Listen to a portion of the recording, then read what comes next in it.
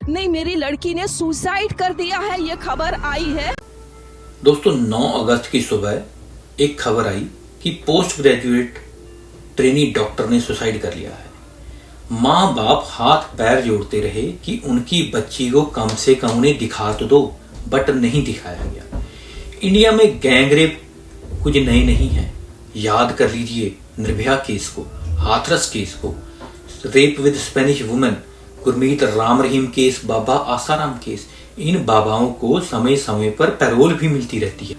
आज के एपिसोड में बात करेंगे Kolkata doctor rape and murder case. Let's talk what actually happened that night. According to current news and reports, RG Kar medical college and hospital के seminar room में एक 31 year old PGT doctor की semi nude condition में dead body अगस्त 9 को मिली।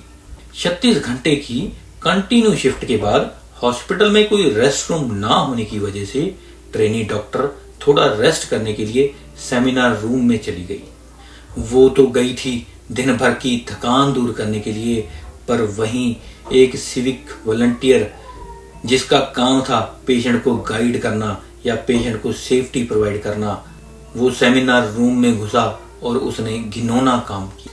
Kolkata police ने initial investigation में hospital में लगे सीसीटीवी कैमरास को एग्जामिन करने के बाद सिविक वॉलंटियर संजय रॉय को अरेस्ट किया। क्राइम अक्यूज्ड संजय रॉय को outside the hospital intoxicated condition में अरेस्ट किया गया और अगस्त 23 तक पुलिस कस्टडी में भेज दिया गया है। Accused Sanjay Roy RG Kar medical college में पेशेंट्स को हॉस्पिटल में बेड दिलाने या एडमिट करवाने की दलाली करता था।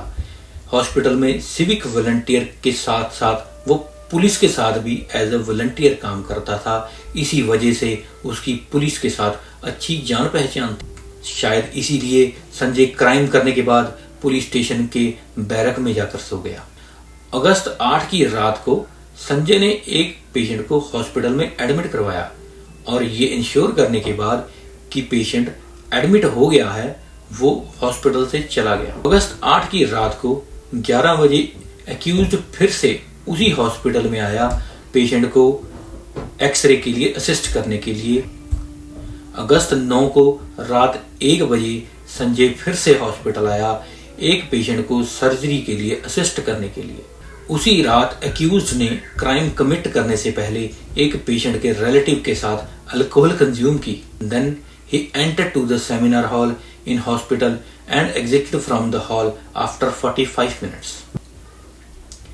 After the rape and murder of PGT doctor, India में एक विरोध की लहर दौड़ गई।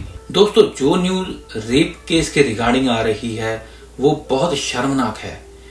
जो भी पीजीटी डॉक्टर के साथ हुआ वो तो शर्मनाक है ही, लेकिन अब केस की इन्वेस्टिगेशन के रिगार्डिंग जो रिपोर्ट आ रही है वो भी शर्मनाक है। जिस तरह शुरुआत में एक रेप एंड मर्डर केस को सुसाइड बताने की कोशिश की गई, क्राइम इंसिडेंट स्पॉट पे सबूत मिटाने के लिए कंस्ट्रक्शन शुरू करवा दी गई। उसके बाद अगस्त 14 की रात को जो हुआ उसने तो सभी हदें पार कर दी। कई लोगों की भीड़ हॉस्पिटल में घुस गई और वहां पे प्रोटेस्ट कर रहे जूनियर डॉक्टर्स के ऊपर, नर्सेज के ऊपर अटैक कर दिया, जिसने इस बात को साबित कर दिया कि India is not safe for anyone, specially for women. जहां पे नर्सरी क्लास के एक बच्ची से लेकर 70 साल की ओल्ड वुमेन के साथ रेप हो सकता है। रेप करने के बाद एक्यूज्ड आराम से पुलिस स्टेशन में जाकर सो सकता है। बड़े बड़े पॉलिटिकल लीडर्स के घर से लेकर रिलीजियस प्लेसेस तक रेप हो जाते हैं।